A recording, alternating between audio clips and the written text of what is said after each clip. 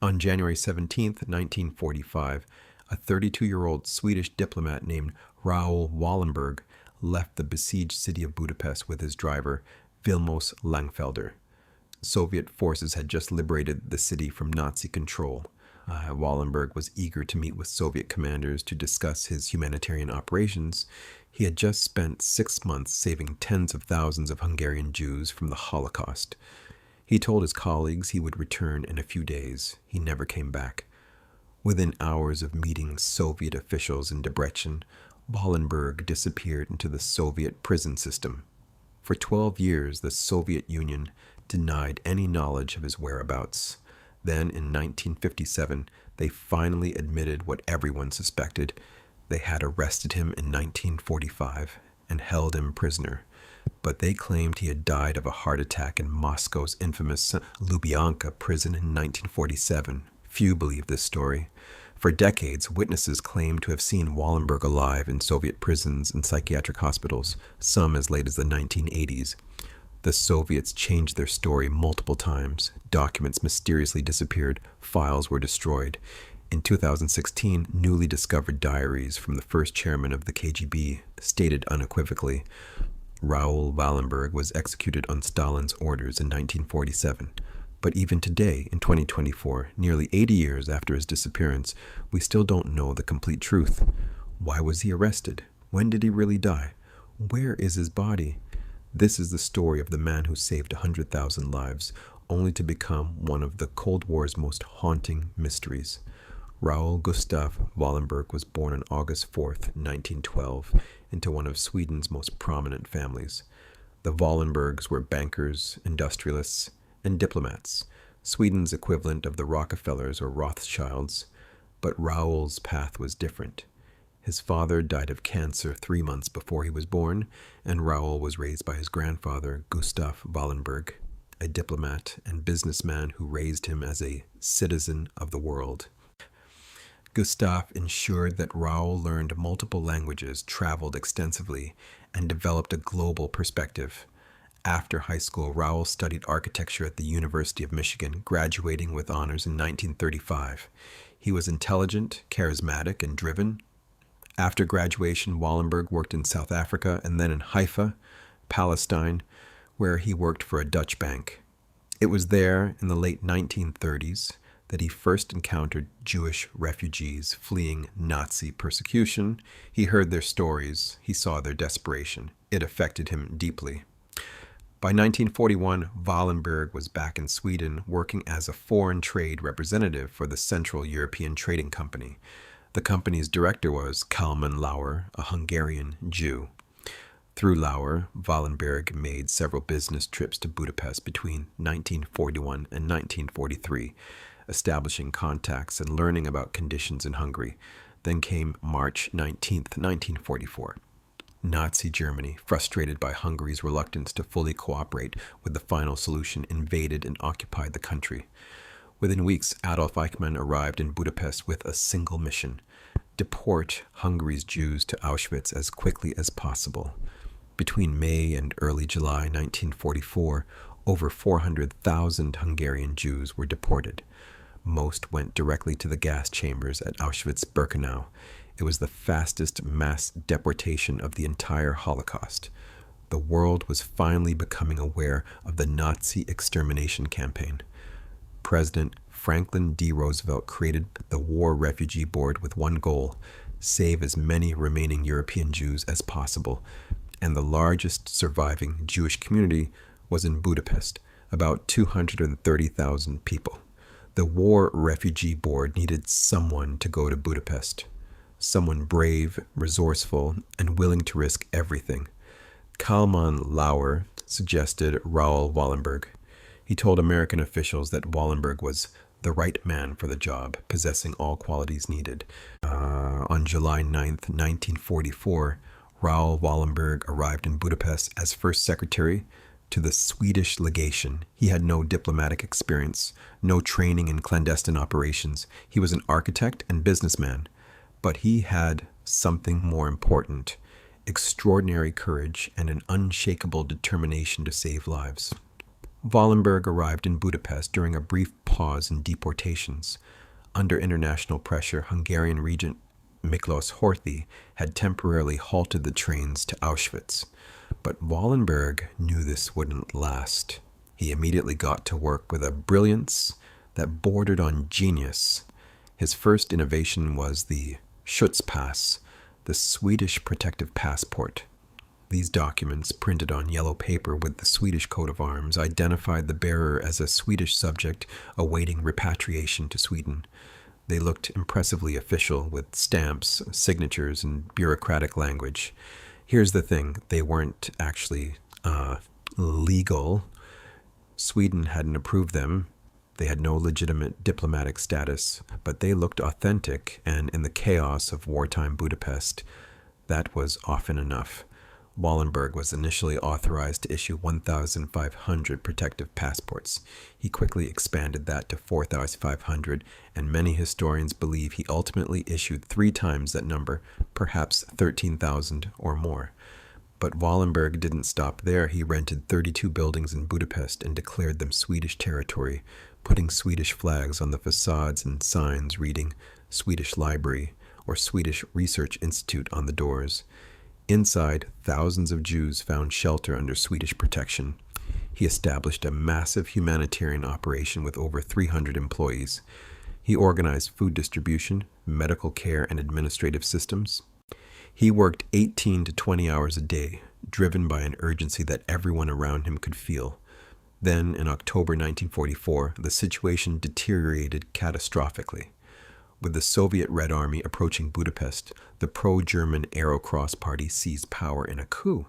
The Arrow Cross were Hungarian fascists, even more brutal than the Nazis. They unleashed a reign of terror on Budapest's Jews. Arrow Cross thugs roamed the streets, shooting Jews and throwing their bodies into the freezing Danube River. They dragged Jews from their homes and executed them in public. Between October 1944 and January 1945, they murdered over 10,000 Jews in Budapest alone. Wallenberg responded with even greater boldness. He went directly to train stations and deportation assembly points. When he saw Jews being loaded onto trains or forced on death marches, he would stride up to Arrow Cross officers and demand the release of anyone with Swedish papers. One survivor described watching Wallenberg climb onto the roof of a train car about to depart for Auschwitz. He handed protective passes through the openings, shouting, "Anyone with a Swedish passport, get off the train." Arrow Cross guards aimed their weapons at him. Wallenberg stood his ground. "If you want to shoot, shoot." Dozens of Jews climbed off that train and were saved. On another occasion, Arrow Cross soldiers stormed a Swedish-protected building to seize Jews. Wallenberg arrived and confronted them. "This is Swedish territory. If you want to take them, you'll have to shoot me first." The soldiers backed down. Wallenberg even confronted Eichmann directly. At a dinner party in December 1944, the two men had a tense exchange. Wallenberg reminded Eichmann that the war was nearly over. Why continue the killing? Eichmann replied coldly that he would complete his mission until the very end, and that even a neutral diplomat wasn't safe. For all accidents could happen. It was a death threat. But before Eichmann could act, the Soviets arrived. On January 13, 1945, Soviet forces liberated Pest, the eastern half of Budapest. Buda, on the western side of the Danube, would fall within weeks. Wallenberg was eager to meet with Soviet commanders. He wanted to coordinate relief efforts for the tens of thousands of starving, traumatized survivors in Budapest. He also needed Soviet protection. The Arrow Cross were still hunting him. But some of his colleagues were worried. Sweden's diplomatic mission warned Wallenberg that the Soviets might be suspicious of his activities, his American connections, and his large sums of money. They suggested he wait, that he might be in danger. Wallenberg dismissed these concerns. He told Per Anger, a fellow Swedish diplomat, "To me, there is no other choice. I have accepted this assignment, and I could never return to Stockholm without the knowledge that I'd done everything in human power to save as many Jews as possible." On January 17th, 1945, Wallenberg and his driver, Vilmos Langfelder, left Budapest for Debrecen, where the Soviet military headquarters was located. He brought documents about his rescue operations and hoped to obtain Soviet approval to continue his humanitarian work. He never returned. What exactly happened when Wallenberg reached Soviet-controlled territory remains murky. According to Soviet documents released decades later, he was detained by SMERSH, Soviet military counterintelligence, on suspicion of espionage. Why would the Soviets arrest the man who had just saved 100,000 Jews from the Nazis? Several theories emerged. First, Ivar Olsen, the American who recruited Wallenberg for the mission, was also an agent for the Office of Strategic Services, the predecessor to the CIA. The Soviets knew this and were paranoid about American intelligence operations. Second, a Soviet spy embedded in Budapest's Red Cross had been watching Wallenberg closely. He found Wallenberg's humanitarian motivations incomprehensible. No one does that much for strangers without ulterior motives. The spy concluded that Wallenberg was a double agent working for both the Americans and the Germans. Third, the Wallenberg family name was well known to Stalin. The Wallenbergs had done extensive business with the Soviet Union since the early 20th century. Stalin may have thought Wallenberg could be useful as a hostage or bargaining chip. Whatever the reason, Wallenberg was arrested and transported to Moscow. For the next 12 years, the Soviet Union would insist they had no information about his fate. When Wallenberg didn't return, his colleagues immediately suspected the Soviets. The Swedish government began making inquiries in February 1945. The Soviets' first response in March 1945 stated that Wallenberg was under Soviet protection. This was technically true. He was in Soviet custody, but deeply misleading. Then the story changed. By 1947, Soviet Deputy Foreign Minister Andrei Vyshinsky told Sweden that Wallenberg was not in the Soviet Union, and his whereabouts were unknown. This was a blatant lie.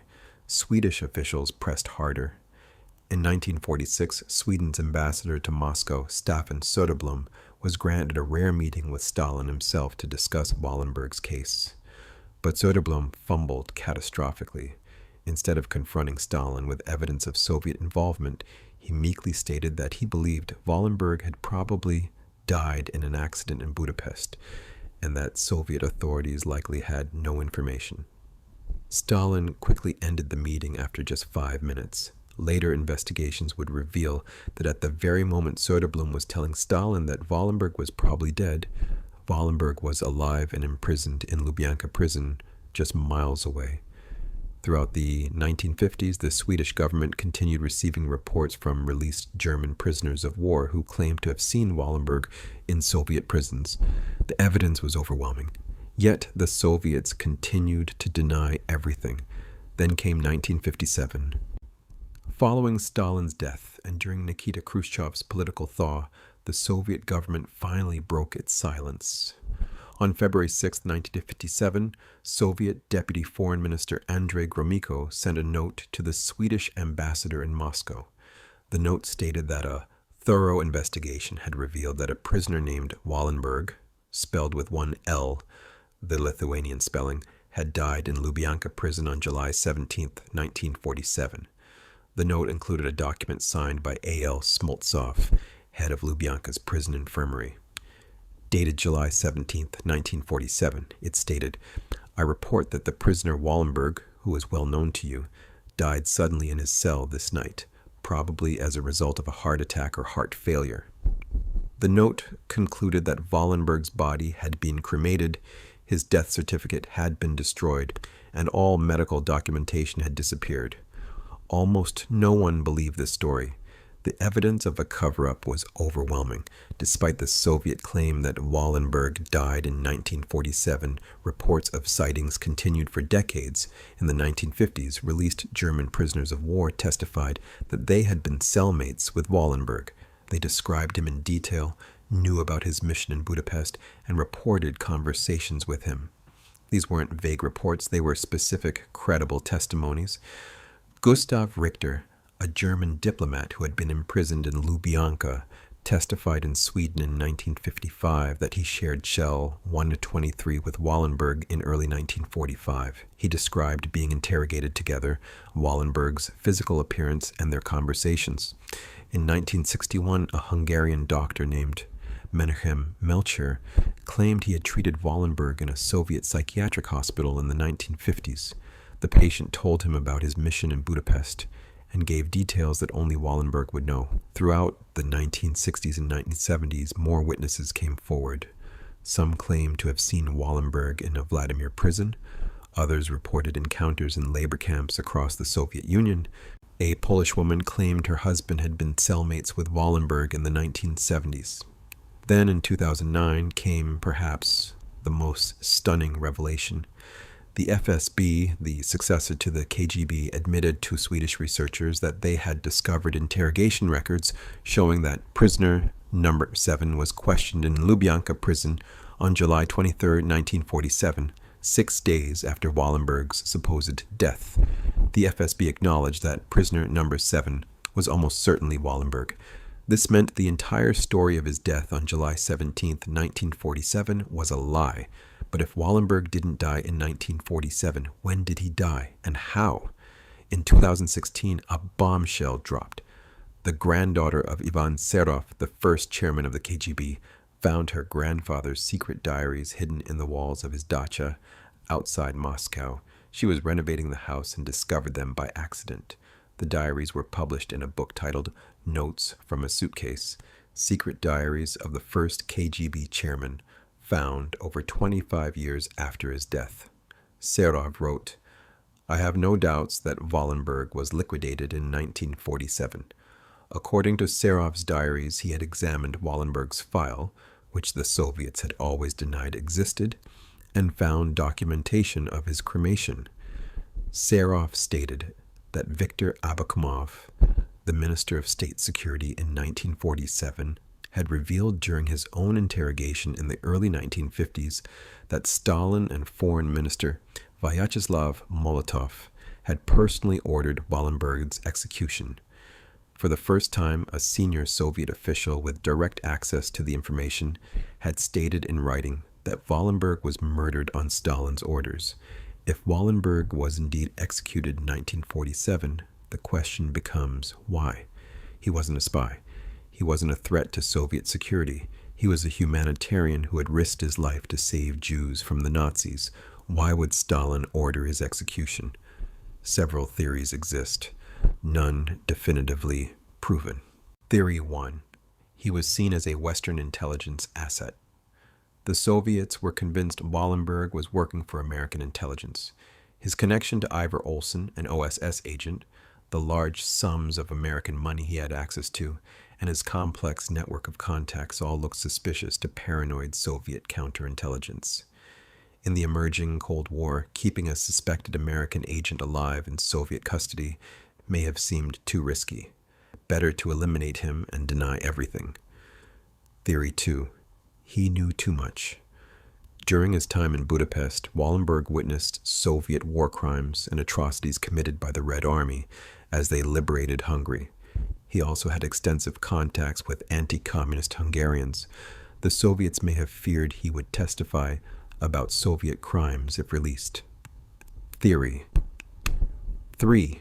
Diplomatic leverage gone wrong. Some historians believe the Soviets initially arrested Wallenberg intending to use him as a bargaining chip, perhaps to exchange for Soviet defectors in Sweden, or to pressure Sweden regarding wartime business dealings with Nazi Germany. But when Sweden failed to push hard enough, and when the international situation hardened into Cold War hostility, Wallenberg became an embarrassment. They couldn't release him without admitting they'd held him illegally for years. They couldn't exchange him without acknowledging his existence. So they killed him and lied about it. Theory 4. A mistake that spiraled out of control. Perhaps the most tragic theory is the simplest. Wallenberg's arrest was a mistake by overzealous Smersh officers who were rounding up anyone with Western connections. By the time higher authorities realized who he was, he'd already been in the system for months or years. Stalin's regime never admitted mistakes. Rather than face international embarrassment, they simply made the problem disappear permanently. Nearly 80 years after Raoul Wallenberg disappeared into the Soviet Gulag, many questions remain unanswered. When did he really die? Was it 1947, as the Soviets claim? Was it in the 1950s, as some witnesses suggest? Or could he have survived even longer, perhaps dying in the 1970s or 1980s in some forgotten psychiatric hospital? Where is his body? The Soviets claimed it was cremated, but where are his ashes? Where are his personal effects beyond the few items returned to his family in 1989? What happened to his complete file? Despite decades of requests, Russian authorities have never released Wallenberg's full investigative file. They claim parts were destroyed, but many historians believe the file still exists, locked away in FSB archives. Why did Sweden do so little to help him? A 2003 Swedish government investigation concluded that Sweden's diplomatic efforts were a diplomatic failure. Officials prioritized maintaining good relations with the Soviet Union over saving Wallenberg. Some historians suggest Swedish officials even preferred to believe Wallenberg was dead rather than face the difficult task of demanding his release. Could he have been saved? If Sweden had pushed harder, if the United States had made his release a priority, if international pressure had been sustained, would Stalin have relented? In 2016, Sweden officially declared Wallenberg dead, with a formal death date of July 31st, 1952, a purely bureaucratic date chosen simply to close the case legally. His family continues to push for answers. In 2023, documents released as part of the JFK assassination records collection revealed that a 1991 KGB inquiry concluded Wallenberg had likely been executed in late 1947, possibly because he was thought to have helped not just Jews escape, but also Nazi war criminals. But even this theory remains unproven. The full truth may never be known. Raoul Wallenberg saved an estimated 100,000 lives during 6 months in Budapest in 1944. He issued protective passports, established safe houses, confronted armed Nazis, and risked his life daily to rescue Jews from the Holocaust. He was fearless. When colleagues urged him to flee Budapest as the Soviets closed in, he refused. I could never return to Stockholm without the knowledge that I'd done everything in human power to save as many Jews as possible. For his heroism, he was arrested, imprisoned, and most likely executed on Stalin's orders. His fate was covered up for decades. His family was lied to. The world was denied the truth. Today, Wallenberg is honored worldwide. He is an honorary citizen of the United States, Canada, Hungary, Australia, and Israel. He is recognized at Yad Vashem as one of the righteous among the nations. Streets, schools, and monuments bear his name in cities across the globe. But he never received the one thing he deserved: justice. Somewhere in Russia, perhaps in a forgotten archive, the full truth about Raoul Wallenberg's fate still exists. Until those files are opened, until Russia reveals what really happened, the mystery endures. Raoul Wallenberg disappeared 80 years ago. He has become more than a man. He has become a symbol of courage in the face of evil, a symbol of the human capacity for selfless heroism, and tragically a symbol of injustice, proof that even heroes can vanish without a trace, victims of systems that value secrecy over truth. The least we can do is remember him, tell his story, and never stop asking what really happened to Raoul Wallenberg. Thank you for watching. If this story moved you, please subscribe for more deep dives into World War II's greatest mysteries. And let me know in the comments, do you think Russia will ever reveal the full truth about Wallenberg's fate, or will this remain one of history's unsolved mysteries forever? Until next time, remember, some heroes save thousands but are themselves lost to history. We owe it to them to never stop searching for the truth.